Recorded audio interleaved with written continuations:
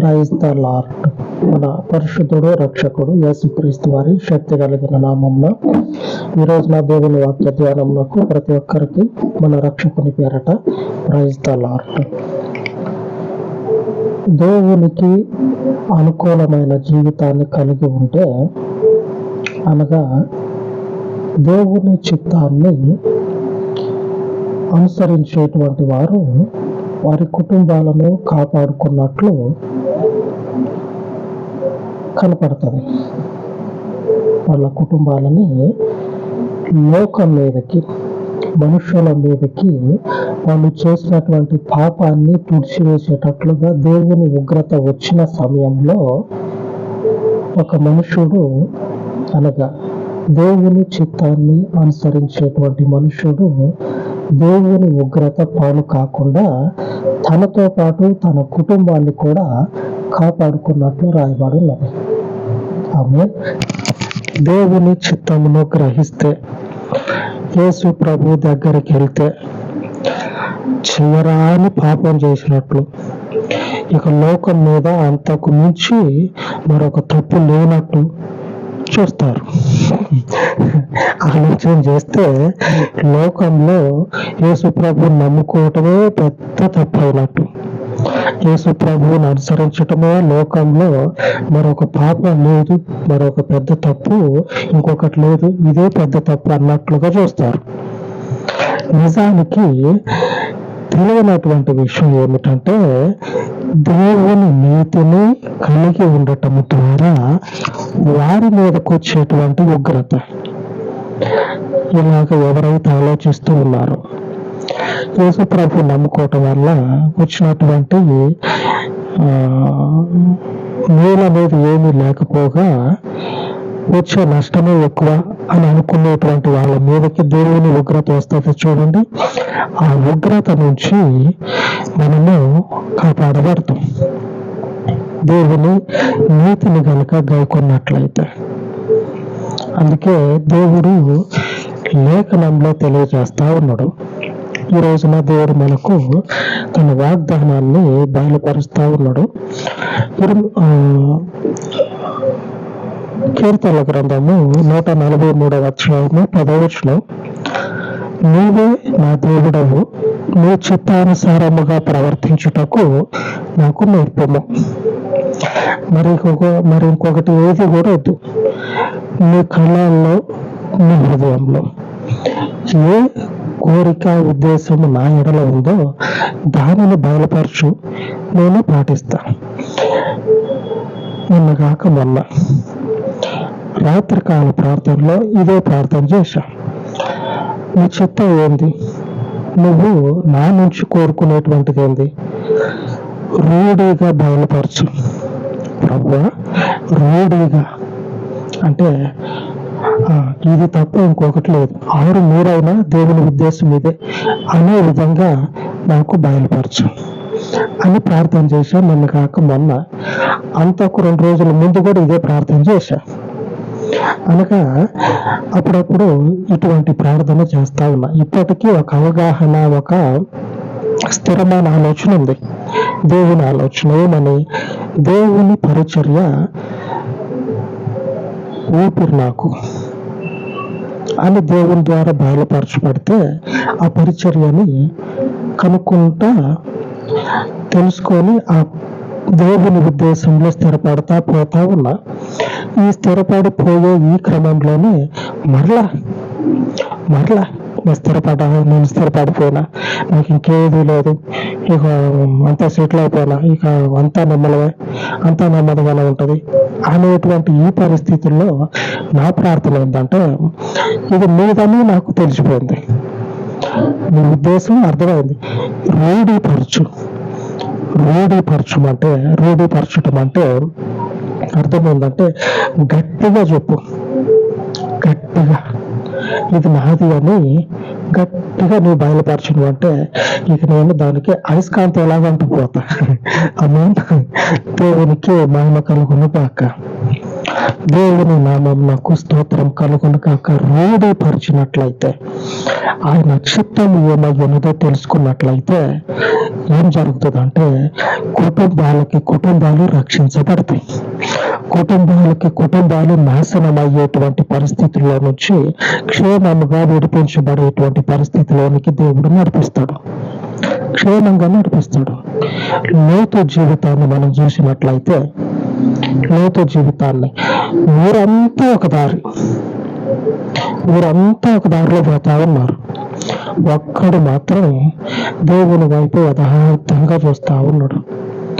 లోతు గురించి రాయబడిన మాట ఏంటో తెలుసా? నీతిమంతుడైన లోతు అని రాయబడ్డది. లోతు నీతిమంతుడంట.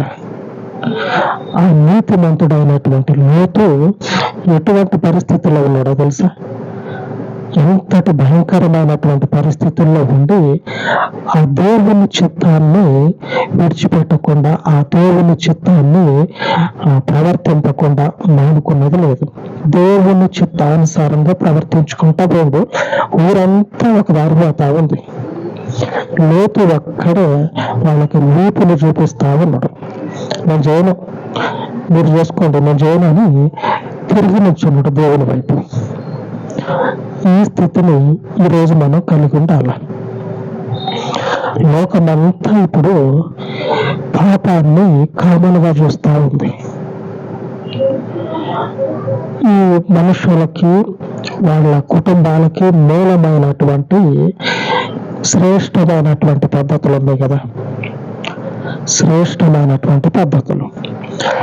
ఆ పద్ధతులను సైతం కూడా పక్కకు పెట్టేసి లోకంతో పాటు వాళ్ళ ఆలోచనను మార్చుకుంటా ఉన్నారు. మనకి ఆలోచన చేసినట్లయితే ఒక విషయం బోధపడుతుంది. మనకు ఒక విషయం బోధపడుతుంది. ఏంటంటే, మన భారతదేశంలో మంచి పద్ధతులు ఉన్నాయి. స్త్రీల విషయంలో కానీ, పురుషుల విషయంలో కానీ, కుటుంబ వ్యవస్థలో కానీ మంచి పద్ధతులు మొదటి నుంచి ఉన్నాయి. ఈ మంచి పద్ధతుల్లో ఉన్న కుటుంబాలు సైతము నేడు లోకంలో ఉన్నటువంటి పాపాన్ని కామన్గా చూస్తూ ఉన్నారు. మనకు మొదట్లో ఉన్నటువంటి మంచి పద్ధతులను చూడండి, మంచి పద్ధతులు. ఆ పద్ధతులన్నిటినీ కూడా ఎటు కలిపేశారో తెలియదు, ఎటు విడిచిపెట్టారో తెలియదు.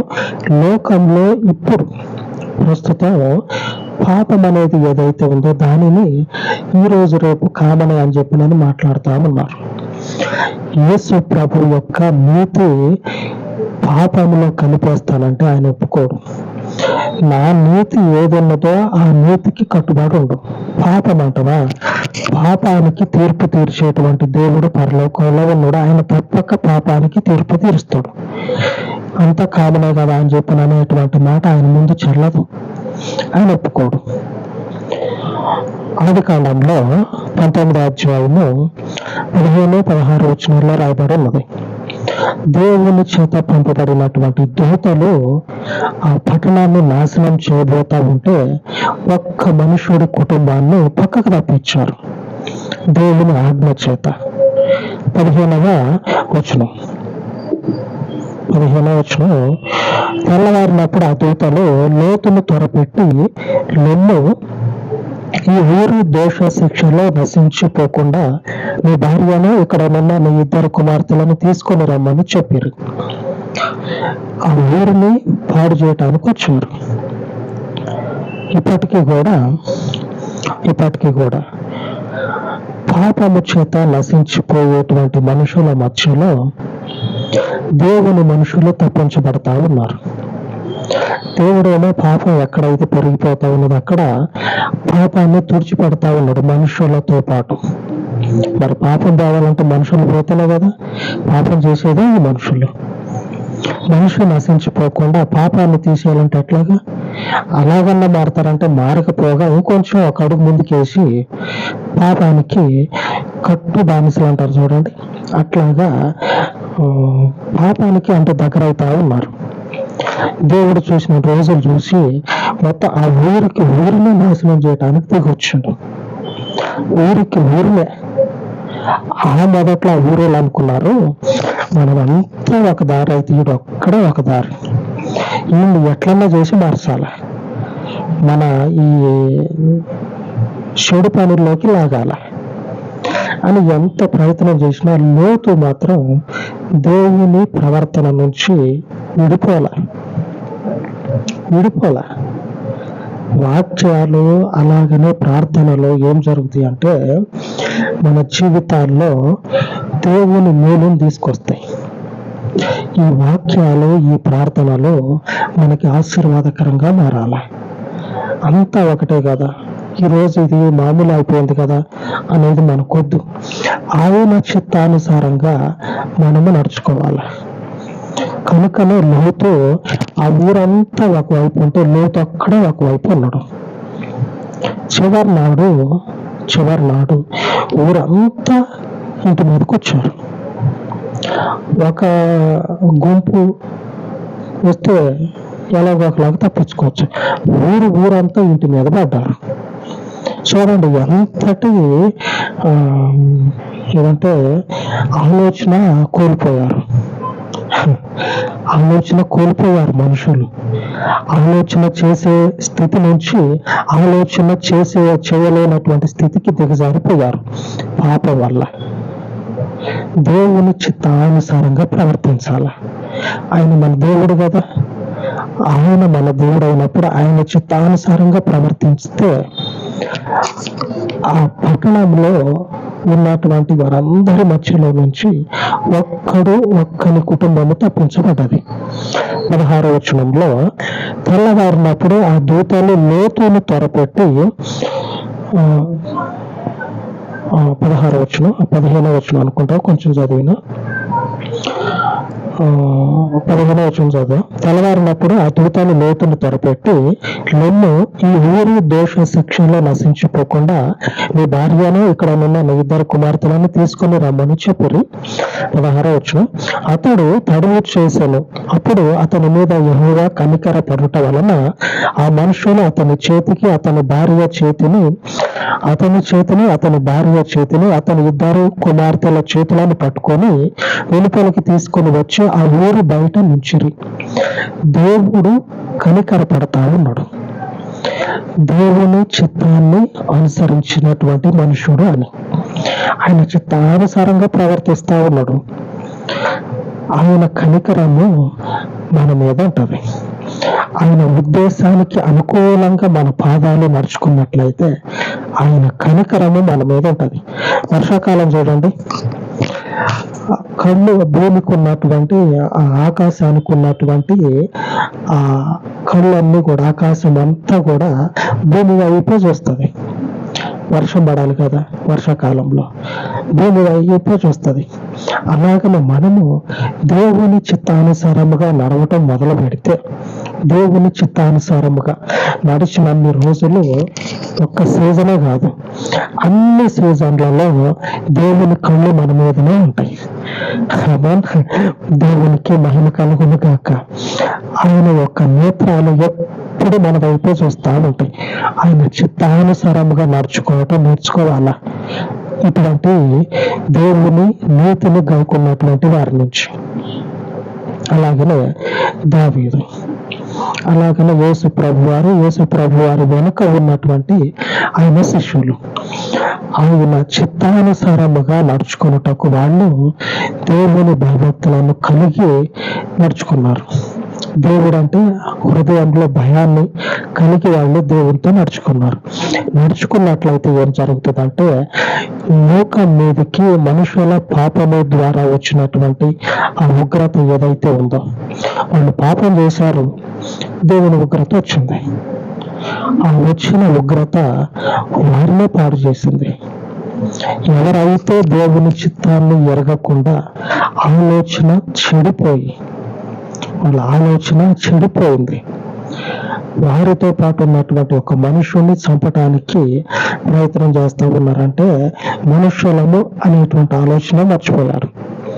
మనుషుల మధ్యలోనికి అడవి మృగాలు వస్తే, పులి సింహం వస్తే మనుషులందరూ తరిమి కొడతారు. జనావాసాల్లోకి వస్తే అడవి మృగాలు, మనుషునికి హాని చేసే జంతువులు వస్తే మనుషులందరూ ఏకమై తరిమి కొడతారు. మనుషుల మధ్యలో ఒకడే మనుషుడు, ఆ కుటుంబం. ఈ ఒక్క కుటుంబాన్ని చంపటానికి మిగిలిన కుటుంబాలన్నీ కూడా ఏకమైనవి. ఈ ఒక్కడు చేసిన తప్పు ఏమీ లేదు. దేవుని కనికరము ఆ మనుషుడి మీద ఉంది కాబట్టి చేతులు ఎత్తినటువంటి ఆ మనుషులనే దేవుడు మొత్తితే దేవుడు నాశనం చేస్తే ఈ ఒక్క మనుష్యుడు తప్పించబడి ఆ చేతులు ఎత్తినటువంటి ఆ పట్టణం అంతా కూడా దేవుని ఉగ్రతలో నశించిపోయింది. కనుకనే జ్ఞాపకం ఉంచుకోండి, దేవుని మాట ఆయన చిత్తానుసారముగా నడుచుటకు మనం నేర్చుకోవాలి. ఆయన ఉద్దేశం ఏమయ్యిందో ఆ ఉద్దేశాన్ని గ్రహించగలిగేటువంటి వివేచన దేవుడు మనకు అనుగ్రహించును గాక. ఆయన హృదయంలో మన ఎడల ఆయనకున్నటువంటి ఆలోచనలు ఆయన వారమైన మనము గ్రహించుదాము గాక. ఆమేన్. దేవుడు తన వాక్యమును దీవించును గాక. అలాగా ప్రార్థించుకుందాము. సకల శరీరులకు ఆధారమయ్యుండి భూమి ఆకాశములను కలగజేసిన అద్వితీయ దేవ, ఈ కాలమందు మీ పాదముల వద్ద ప్రార్థిస్తూ లోతు జీవితంతో పాటుగా పరిశుద్ధులై ఉన్నటువంటి మీ స్వాస్థ్యమై ఉన్నటువంటి ప్రజల జీవితాలలో మీ చిత్తమును ఏ రీతిగా గాయకొని మీ ఉద్దేశాన్ని నెరవేర్చారో పరలోకపు మహాదేవ, ఈ కడవరి గడియలలో ఈ పాపము పెచ్చరులతో ఉన్నటువంటి ఈ పరిస్థితుల్లో మీ చిత్తము ఏమై ఉన్నదో గ్రహించి మీ చిత్తానుసారముగా నడుచుకున్నటకు కావలసిన పరలోకపు వివేచనను, జ్ఞానమును, ఆత్మ యొక్క గ్రహింపును మీ ప్రజలందరికీ అనుగ్రహించి మీ చిత్తానుసారముగా నడుచుకున్నటకు మీ ప్రజలకు నేర్పించమని, మీ పరిశుద్ధాత్మని చేత దిగివచ్చి మీ బిడ్డలను అభిషేకించి మీకు మహిమను తెచ్చుకొనమని ఈ మనవులన్నిటినీ మీ పాదముల చెంత ప్రతిష్ఠించి మా రక్షకుడు, విమోచకుడు యేసుక్రీస్తు శక్తి కలిగిన నామమున ప్రార్థించి వేడుకొనుచున్నాను తండ్రి. ఆమేన్, ఆమేన్.